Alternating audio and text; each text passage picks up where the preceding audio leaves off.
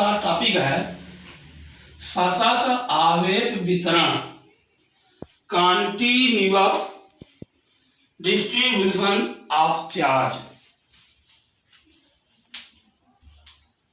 जैसा कि ये चित्र में दर्शाया गया है, सतत आवेश वितरण को यहां पे प्रदर्शित किया गया है, क्योंकि अभी तक जो हम पढ़े थे बिंदु आवेश या बिंदु आवेशों का निकाय, जिसमें बल और तीव्रता के बारे में हम पढ़े। यहां ये सतत आवेश वितरण का ये दर्शाया गया है। मान लिया कि ये कोई वस्तु क्षेत्र है, या मान लीजिए कोई धात्विक वस्तु है जिस पर कोई आवेश दिया जाता है, तो वह आवेश इस वस्तु पर वितरित होता है। तो चित्रानुसार ये दर्शाया गया कि आवेश जो है किसी क्षेत्र में सतत रूप से वितरित किया गया। जैसे हमने मान लिया कि धात्विक वस्तु को आवेशित करना है, तो इस पर संपूर्ण आवेश पूरे पृष्ठ में फैल जाता है। ये आवेश जो है छोटे छोटे अवयव dq में बांट दिया गया। तो इस के पृष्ठ पर कुल आवेश q बराबर समाकलन dq, यानी एक अवयव का आवेश dq, दूसरे अवयव का आवेश dq, तीसरे अवयव का आवेश dq, चौथे आवेश का आवेश dq। इसी प्रकार से कई अवयव हैं, उन सभी अवयवों को मिला के पूरा एक संपूर्ण पृष्ठ बना, जिस पर कुल आवेश q बराबर समाकलन dq है। तो अब ये हो जाएगा। तो यदि मान लीजिए कोई माध्यम है, उस माध्यम में आवेश स्थूल तौर पर सतत वितरित किया गया, तो उस माध्यम में आवेश घनत्व जो है निम्न प्रकार से व्यक्त किया जा सकता है। तो इसको तीन भागों में बांटा गया है, लिखा है, जैसा कि लिख दिया गया है कि किसी माध्यम में आवेश स्थूल तौर पर सतत वितरित है तो उसे तीन प्रकार के आवेश घनत्व के पदों में व्यक्त किया जा सकता है। पहला क्या हो गया? रैखिक आवेश घनत्व। दूसरा क्या हो गया? पृष्ठीय आवेश घनत्व। तीसरा क्या हो गया? आयतन आवेश घनत्व। नंबर 1, रैखिक आवेश घनत्व।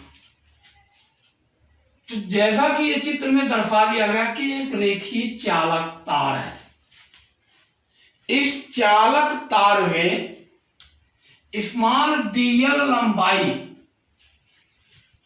को लिया गया, जिस पर आवेश घनत्व के रूप में लैम्डा हम ले रहे हैं।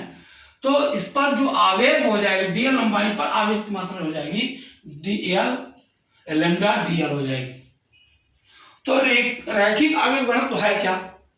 किसी चालक में यदि आवेश का वितरण एक समान रूप से होता है तो उस चालक के एकांक लंबाई पर जो आवेश की मात्रा होती है उसे रेखीय आवेश घनत्व कहते हैं।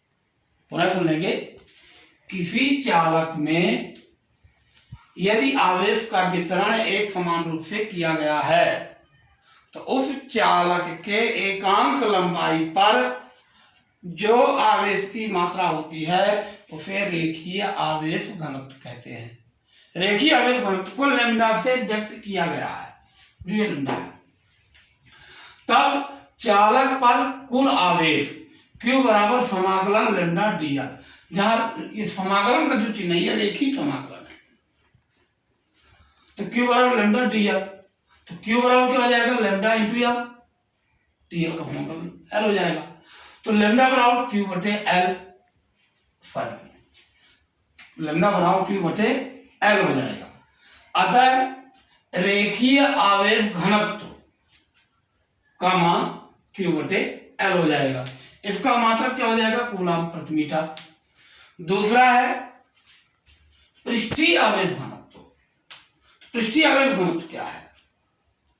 यहां पर यदि चालक पृष्ठीय रूप में लिया जाए तो ये पृष्ठीय चालक है, तो पृष्ठीय चालक के एकांक क्षेत्रफल में जो आवेश का वितरण होता है, अर्थात पृष्ठीय चालक के एकांक क्षेत्रफल में आवेश की जो मात्रा वितरित होती है उसे पृष्ठीय आवेश घनत्व कहते हैं। तो यदि चित्र को देखें तो पृष्ठीय आवेश वितरण ये दर्शाया गया है कि ये एक पृष्ठीय चालक है जिसमें एक अल्प पृष्ठ लिया गया है जिसका क्षेत्रफल dA है। इस पर सिग्मा dA आवेश वितरित है अल्प पृष्ठ पर। तो इस पूरे पृष्ठ पर आवेश का वितरण कितना हो जाएगा? Q बराबर पृष्ठीय समाकलन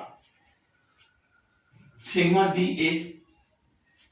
यहाँ पे ये डबल समाकलन जो है पृष्ठीय समाकलन को दर्शाता है, ठीक है ना। इस प्रकार से Q बराबर सिग्मा A हो जाएगा।